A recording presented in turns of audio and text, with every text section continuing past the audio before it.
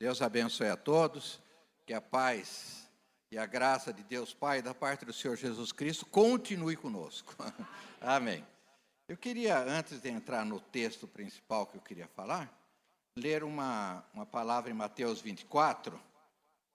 Depois dessa palavra eu vou fazer a introdução, mas primeiro eu gostaria de começar com a palavra de Deus. E Mateus 24, vocês sabem que é um sermão profético de Jesus, falando sobre final dos tempos. Eu tenho lido muito, mas eu tenho lido um pouco sobre final dos tempos, porque parece que as coisas estão muito favoráveis que isso aconteça, né? Esse assassinato aí desse general do Irã, claramente aí tem um lado profético de coisas que vão acontecer no finalzinho, tá? Estejam atentos a essas coisas, né? Às vezes a gente fala, as notícias só trazem coisas ruins, mas nós precisamos estar atentos a isso, né? Jesus diz para a gente estar vigiando, que esse momento não nos pegue de surpresa, que a gente tenha aquela sensibilidade do Espírito Santo e agora, né? Então, para esse final dos tempos, tem duas coisas que vão acontecer em Mateus 24, no verso 12, um versículo muito conhecido: e por se multiplicar a iniquidade, o amor se esfriará de quase todos. Algumas diz, se esfriará em muitos, né? Outro, quase todos. Porém, aquele que perseverar até o fim será salvo. Veja, o texto está falando de amor esfriando e perseverança, manter firme, né? E o último sinal, que é o verso 14, e será pregado este evangelho do reino para todo mundo, para testemunha, e todas as nações. Então virá o fim. Veja que Jesus define exatamente o momento que vai acontecer. É o momento que o evangelho vai ser pregado. Nós tivemos aqui a visita, por coincidência, aí do irmão iraniano, e outros. Nós estamos vendo como o evangelho está alcançando locais assim totalmente inóspitos, inimagináveis, né? Então, esse sinal é um sinal que pode estar realmente, vamos admitir, já alcançou 40%, 50%, 60% daquilo que Deus planejou, não sei, mas eu sei que ele está a muita velocidade. Agora, o verso que eu quero falar, e por se multiplicar, verso 12, por se multiplicar a iniquidade, o amor se esfriará em quase todos. Primeira coisa que ele deve entender é que esse amor que a Bíblia se refere é esse amor ágape, o amor sacrificial, o amor de Deus que é derramado sobre nós, né? E a segunda coisa que é muito importante, eu acho que a grande maioria distorce, achando que essa iniquidade e esse amor esfriando é no mundo. Mas o texto é muito claro, é na igreja. Jesus fala com os discípulos, veja no verso 10.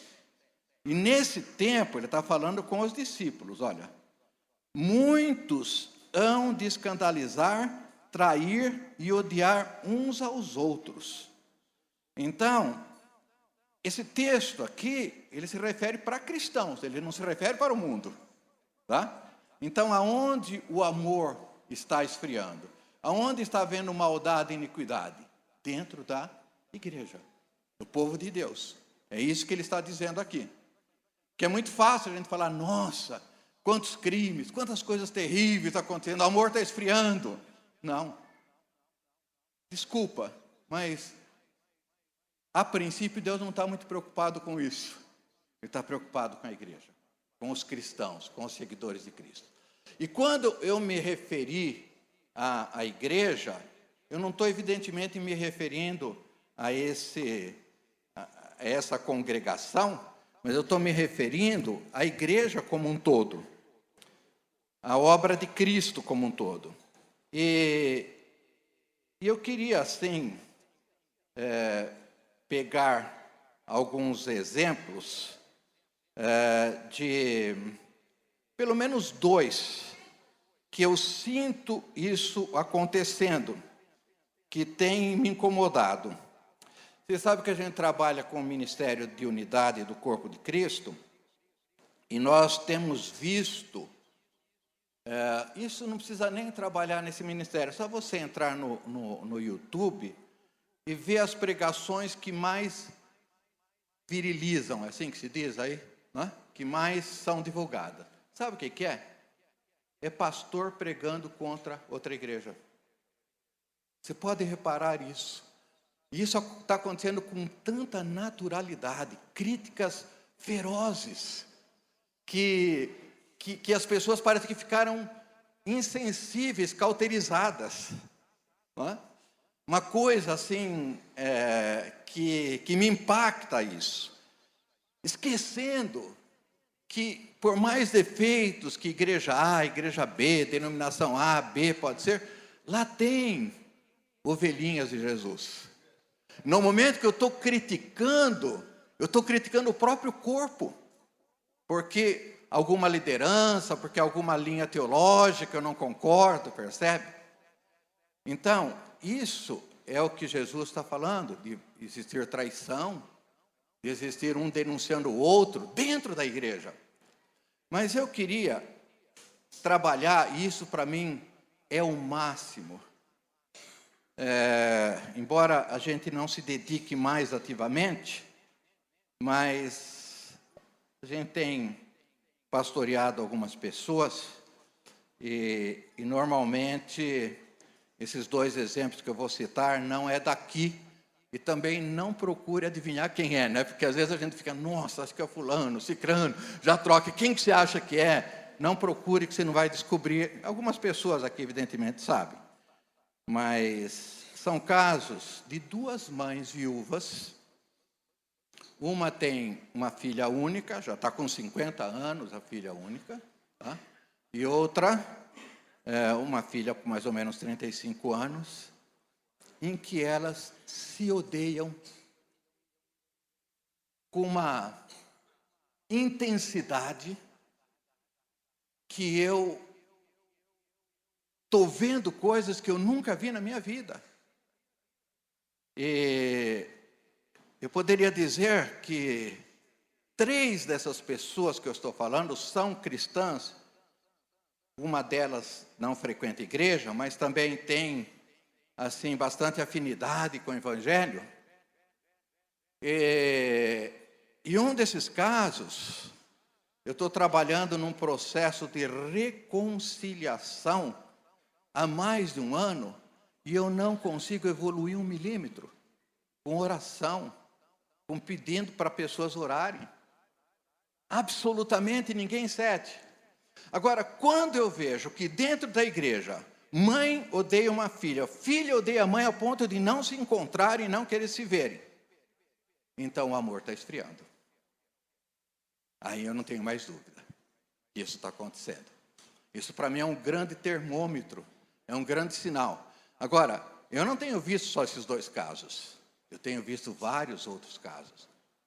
Dentro da família, até de cristãos, pessoas que evitam se encontrar, evitam estar juntos. Então, isso é o que nós chamamos de amor estar esfriando. Mas eu trouxe aqui, deixa eu ver onde que eu pus, um anúncio num jornal que eu vi, e que esse anúncio já é há algum tempo, mas são coisas que mexem com a minha vida. Enquanto o amor está esfriando, tem situações em que o amor é fervoroso. E realmente, esse é meu tema, né, que nós podemos, no meio da iniquidade, da maldade, desses grandes problemas, viver um amor fervoroso. Esse anúncio aqui, está vendo aqui embaixo? É 1/4 da página. Está aqui embaixo. Talvez não dá para vocês verem, depois eu posso deixar aqui. E o anúncio diz o seguinte: volte para casa, mamãe. A história é de um rapaz, um homem, que acho que brigou com a mãe dele foi embora, mais ou menos isso. Então ele coloca nesse anúncio o jornal Estado de São Paulo, tá? Anúncio caríssimo. Desculpe-me se eu te magoei. Talvez não levei em conta seus verdadeiros sentimentos. Quero lhe dizer que a amo e respeito e que você é muito importante para mim. Acredite, sem você, nossa casa ficou sem vida. A nossa vida sem alegria. Se você quer dar um tempo para refletir, tudo bem. Respeito a sua decisão. Apenas mande notícias. Não consigo passar mais um dia sem saber se você está bem. Ligue e diga que breve vai voltar. Que eu vou poder abraçá-la, olhar os seus olhos e voltar a ser feliz. Com amor e saudades do seu filho Paulo César. E ele coloca aqui embaixo do anúncio, ele coloca, se você souber de alguma informação, não é recente, tá? É um anúncio mais ou menos antigo. Se você souber de alguma informação, que auxilie a encontrá-lo, ligue para o telefone. Ele coloca o telefone da casa dele, do celular. Desde já agradeço, Paulo César Petrin. E também ele coloca a foto da mãe dele, ela chama Anésia Aparecida Costa Petrin, conhecida como Elza, coloca os dados dela, tem 45 anos, 55 quilos. A última vez foi vista na Avenida Sumaré, 1500, em São Paulo, né? Na Praça Irmãos Carmã, vestia blusa vermelha, calça preta e sapatos pretos. Esse anúncio chama muito minha atenção, que nós erramos, mas nós temos essa oportunidade de suprir os nossos erros, demonstrando, exercitando, praticando esse amor de Deus que está dentro de nós, que foi derramado pelo Espírito Santo. Eu creio que quando esse texto fala do amor, nós lemos, e ele diz, aquele que perseverar até o fim. Com o amor que Jesus Cristo nos ensinou, né? Essa missão, ela não é fácil, porque senão Jesus não colocaria isso. Aquele que perseverar até o fim. Né? No meio da iniquidade, da maldade, nós somos muito seduzidos a agir de acordo com aquilo que nós estamos recebendo. Tá?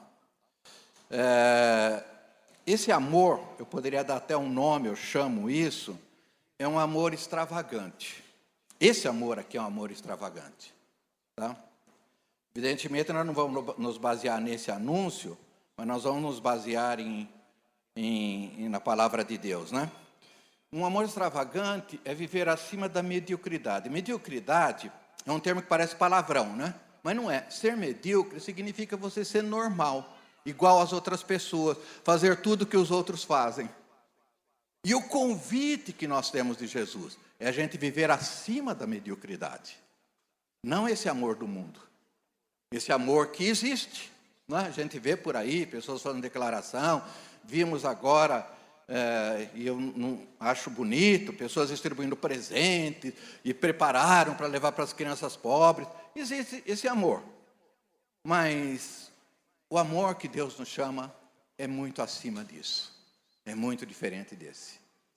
Não que a gente não deva fazer essas coisas, por favor, e não que não devemos elogiar essas coisas, né? Mas é um convite para viver acima da mediocridade. Eu fico imaginando quanto custou o anúncio para essa pessoa. O amor custa, né? Ele pagou um preço alto, 1/4 da página, né? Quanto talvez ele se expôs assim no ridículo, diante de amigos, diante de famílias, né?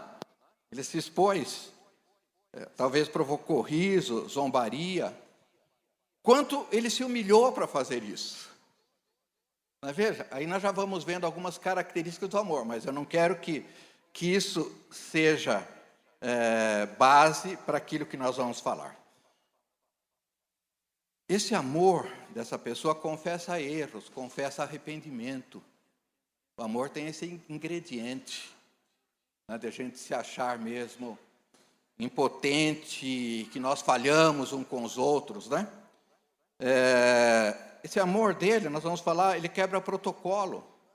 Ele sai da média que se faz, né? Então eu quero dar um exemplo de amor extravagante, que é muito conhecido, a gente lê bastante esse texto. Ele tem em Marcos, João e Lucas, mas eu vou colocar de Marcos 14. E nós vamos meditar sobre essa palavra, para que a gente possa... aqui, Marcos 14, verso 1, você tem um primeiro cenário. Tá? Dali, amém? Todos encontraram?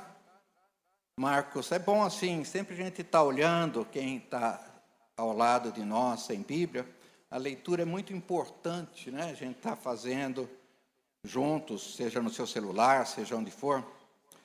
Dali a 2 dias, era Páscoa, então está praticamente na véspera da morte de Jesus, né? E a festa dos pães asmos. E os principais sacerdotes, os escribas, procuravam como prenderiam a traição e o matariam. Pois dizia, não durante a festa, para que não haja tumulto. Veja, um ambiente de festa, um ambiente principal para os judeus em Jerusalém, todo mundo na época, era Páscoa, próximo de um grande feriado, do principal feriado deles, né? Do principal momento assim que eles paravam para comemorar, para honrar a Deus. Então, nesse momento festivo de alegria, havia um grupo cruelmente planejando um assassinato.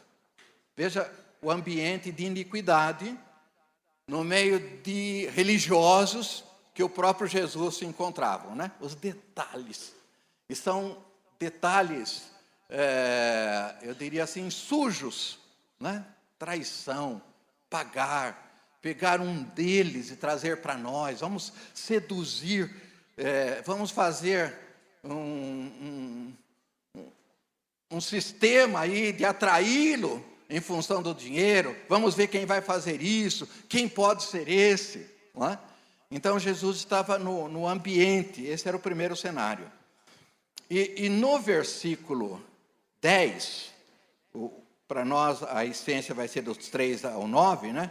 No versículo 10, já diz que esse cenário estava já se completando, esse cenário da iniquidade.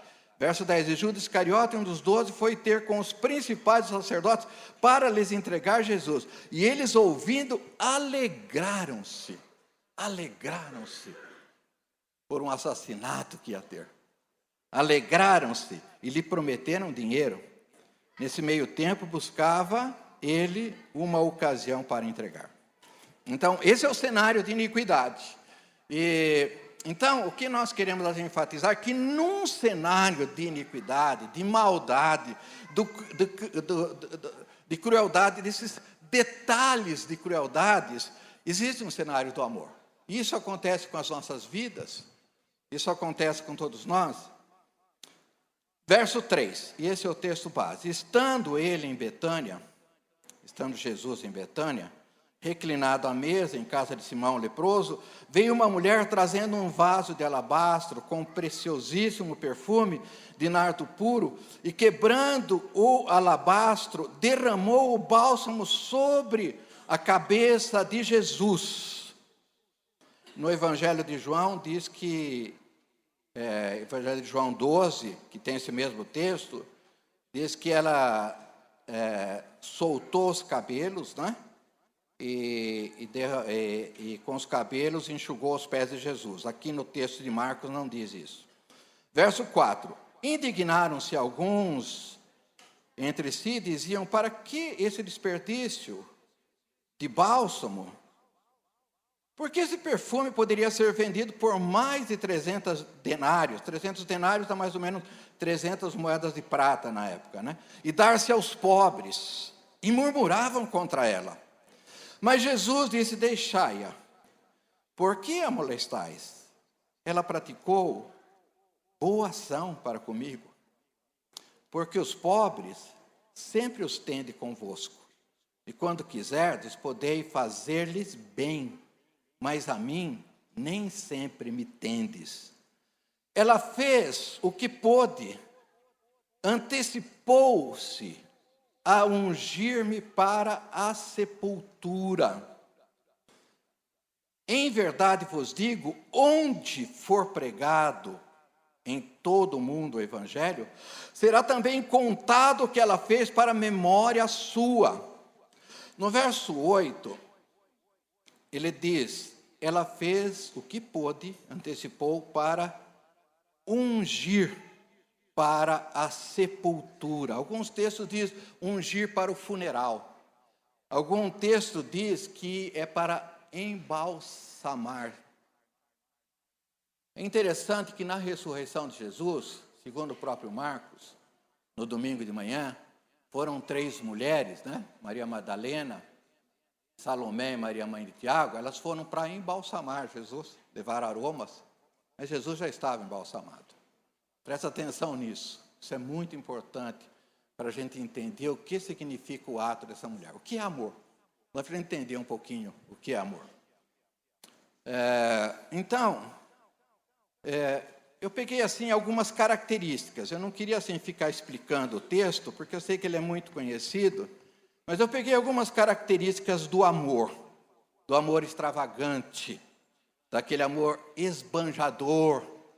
E eu vou procurar estar definindo aqui o que é esse amor extravagante. A Bíblia não usa isso, né? Esse termo. Bom, a primeira característica, houve uma quebra de protocolo. O que é quebra de protocolo? Uma coisa que virou sem controle, que ficou informal, uma irreverência. Quando alguém quebra o protocolo, a gente chama isso de irreverência. Quando a etiqueta é quebrada, quando sai fora da ordem, tá? De repente quebrou o protocolo. Tá? Então, como a gente sabe, a mulher, na cultura judaica na época, a mulher não entra, exceto a cozinheira, aquela que está servindo, né? Ela é uma pessoa que não podia entrar, é uma pessoa não convidada, intrusa. Veja, essas são características do amor. O amor ágape. Ela quebra um vaso, né? Provavelmente o gargalho do frasco onde estava.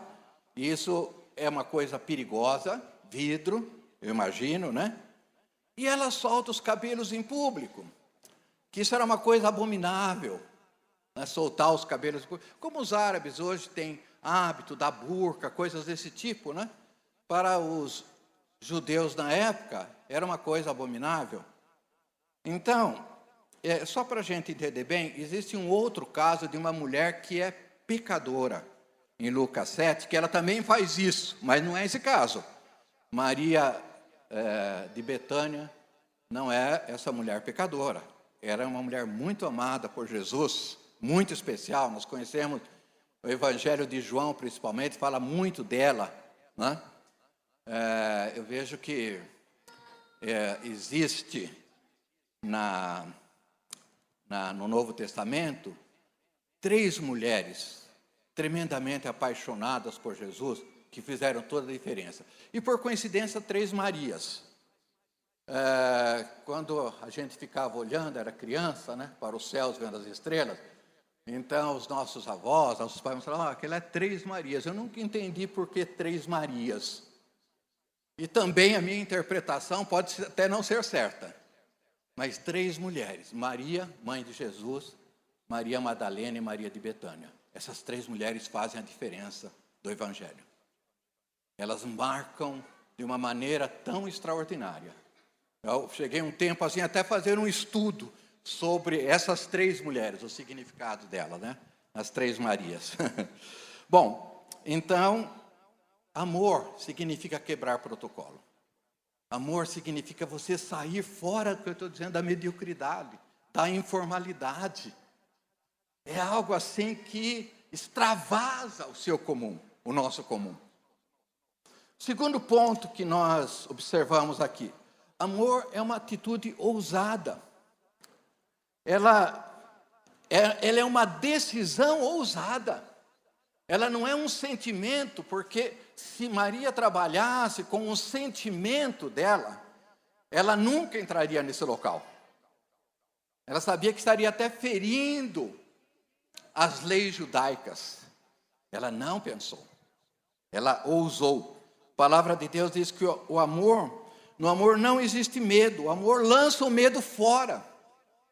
É uma coisa assim que a gente tem que entender, que não dá para você ser tímido no amor. Não dá para você ter aquele cuidado, aqueles detalhes. Ai, mas será? Ai, mas será? Não. Veja, ela não teve medo da opinião alheia. Isso é muito importante. Quando nós amamos, o que os outros vão falar? Porque as nossas atitudes muitas vezes são esdrúxulas. O amor, ele entra no ridículo, né? Como eu já disse, isso provoca riso, zombaria, crítica. Porque as pessoas não podem entender o que é o amor de Deus derramado no meu coração, no seu coração. E as pessoas vão criticar. E o amor é uma atitude humilhante. Ela não é uma atitude assim gostosa, como nós estamos acostumados. Ai, que delícia, né? Não, ela requer humilhação. Veja, todas essas são características do amor ágape, desse amor sacrificial, né? Enxugar os pés com cabelo. Ela fez isso. Se ajoelhar na frente do homem e derramar perfume na cabeça. Quando ela derrama na cabeça, ela faz uma declaração da nobreza, da grandeza, da realidade do rei que é Jesus, na cabeça. Mas ao mesmo tempo, ela se ajoelha, se humilha e enxuga os cabelos dele. É uma atitude humilhante. Essas são características do amor, para a gente entender a diferença, né? O amor, ele traz perda, ele traz prejuízo. Irmãos, isso é muito importante a gente entender. O amor não é uma atitude graciosa. O amor cristão, o amor ágape, né? Ele traz perda, ele traz prejuízo. É o amor sacrificial. Veja, o amor, ele traz prejuízo. Isso tem sido pregado bastante aqui. O Tony e outros irmãos falam disso. Ele traz prejuízo para mim. Mas para o objeto do meu amor, ele traz benefícios. Por isso que ele é uma atitude que custa. Porque o benefício nós não trazemos de graça, ele custa alguma coisa. Então, o benefício da pessoa amada. O amor, ele custa. O amor, às vezes, ele faz a gente perder a reputação. A mulher colocou a reputação dela em jogo. Ai, se eu fizer isso, na frente do meu chefe, na frente do diretor, na frente de não sei quem, né? O que vão pensar de mim? É isso. É para pensar mesmo. É para perder a reputação. Percebe? Com amor você não tem aquele interesse próprio, Paulo diz, aquela estima de você mesmo, entendeu? Você não se guarda. Você se joga. São atitudes diferentes, né? O amor não exige nada em troca. No amor não se faz cálculos. Percebe? Não tem cálculo no amor. E se tiver cálculo, é quanto vai ser meu prejuízo. Quanto vai ser minha perda. Percebe? Você não tem. Às vezes tem casos assim que a gente age com amor e uma pessoa recebe amor e depois existe aquele tempo de ingratidão. Aí, eu sempre comento isso com a minha esposa. Aí, a nossa tendência é falar, puxa, eu fiz, e a pessoa foi ingrata. Agora, perdeu a validade do amor. Se você fez é para ter prejuízo. É para você receber ingratidão mesmo. Nunca se arrependa de alguma coisa que você fez e no futuro alguém retribuiu de uma forma agressiva ou de uma forma errada, né? Ai, graças a Deus que eu fiz. Aí é certo. Aí é bom. Porque se é uma pessoa que só agradece, é capaz de você se orgulhar. Veja, o amor, ele traz prejuízo. Paulo usa uma expressão, quando ele fala de amor, em capítulo 13 de 1 Coríntios, ele usa uma expressão que ele parece louco. Ele diz isso, olha 4 coisas que ele diz. O amor tudo sofre, tudo crê, tudo espera e tudo suporta. Ele não fala uma coisa boa do amor. Aliás, se você vê, boa para gente, para si próprio, tá? É sempre boa para o próximo, né? Mas se você vê capítulo 13, que é o auge, né? da descrição do amor, né? Aquela inspiração que Paulo teve para escrever sobre amor, é um negócio assim de ter certeza que ele era um homem cheio do Espírito Santo mesmo, né? Veja, ele diz que o amor tudo sofre, sempre sofre. O amor sempre suporta. Ai. Percebe? O amor, quando ele diz tudo crê, é aquele cara meio tonto, que sempre acredita que vai dar certo, sabe? Tem pessoas assim, às vezes tem pessoas que falam, você é bobo, crê nisso, imagine, essa pessoa não vai mudar nunca. O amor é aquele cara meio zonzo, assim, que, vai dar certo sim. O amor sempre espera, quer dizer, deu tudo errado, mas ainda ele espera. Ele não desiste nunca. Por isso a palavra de Deus diz, aquele que perseverar até o fim, aquele que firmar, está firme até o fim. Agora, irmãos, eu quero entrar num ponto. Eu já falei de 3 características do amor, né? Essa seria a 4ª. E essa, para mim, é a mais forte de todos. A palavra de Deus fala em esfriar no amor, né? E quando nós amamos, nosso objetivo é aquecer. É fazer o contrário daquilo que o inimigo, que o mundo está fazendo, né? O amor esfria. A palavra de Deus, eu tenho um caso também, aliás, Deus tem colocado uns casozinhos na minha vida, mas também não procure identificar quem é, que também vocês não vão saber. Uma pessoa que tem câncer no pulmão, tá mal, e ela com o marido dela, eles tiveram muitas frustrações com a igreja no passado, e não quer igreja, e também estou indo lá já visitá-lo uma vez por mês, e às vezes mais, né? E a última vez falei, irmãos, não tem jeito, vocês precisam se envolver numa igreja, numa comunidade, porque a igreja é o corpo de Cristo, ela cobre vocês. Eu sou igreja, mas eu não posso fazer isso sozinho.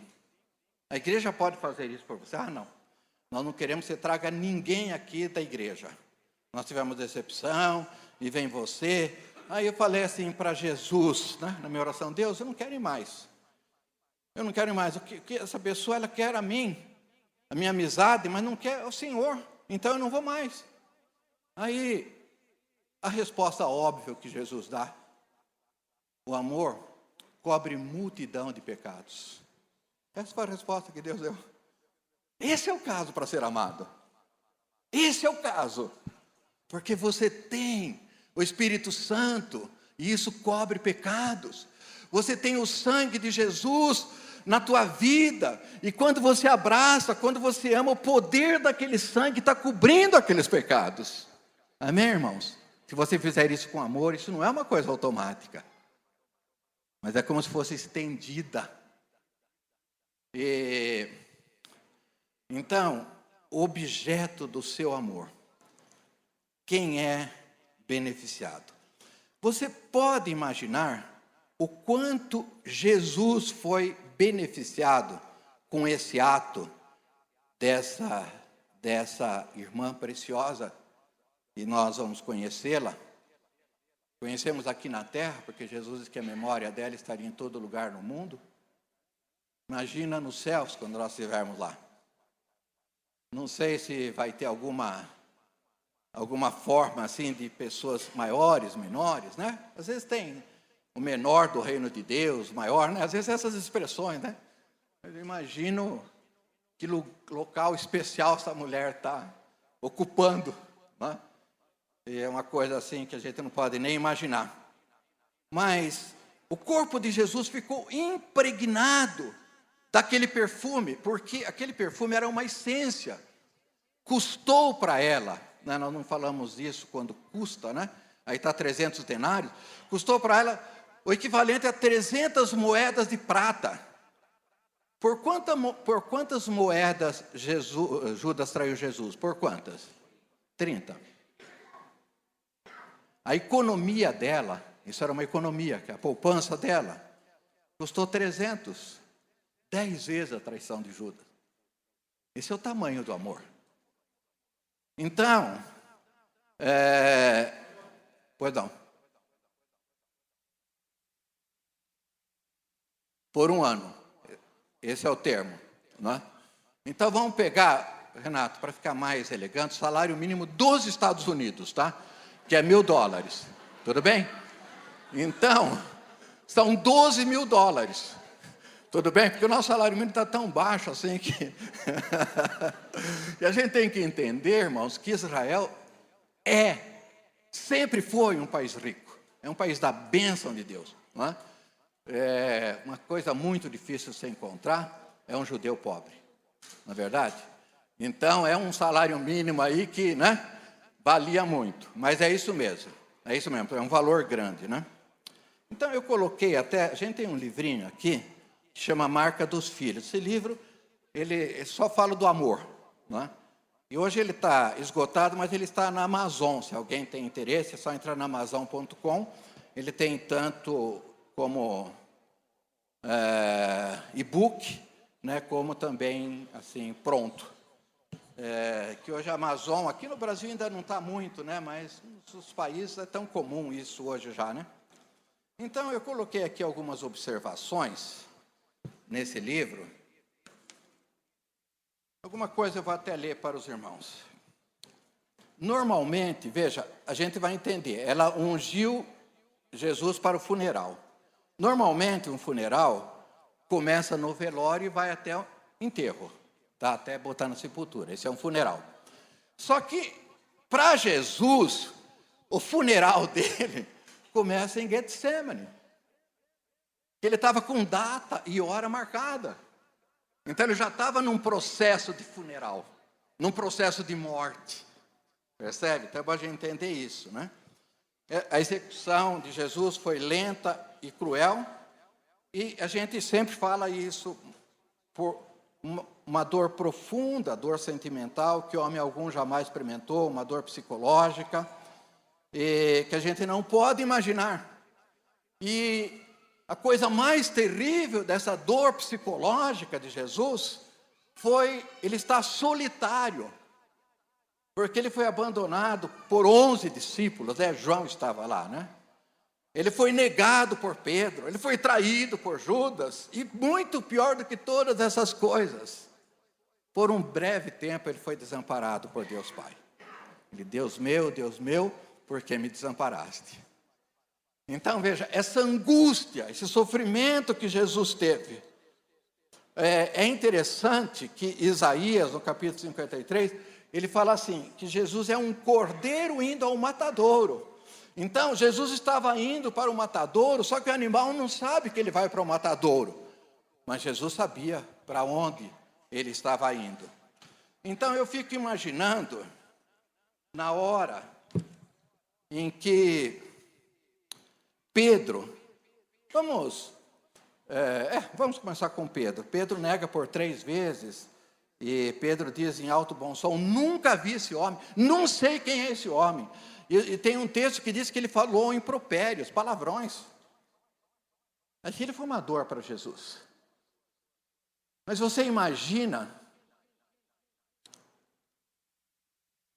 no momento em que ele sentia essa dor, ele era homem, Deus homem, ele tinha que fazer assim, respirar, não com a boca, com o nariz. O que ele sentia quando ele respirava. O aroma, ele estava embalsamado já. Ele sentia o perfume. Quando Jesus recebeu o beijo fedorento de Judas, dizendo: esse é o homem,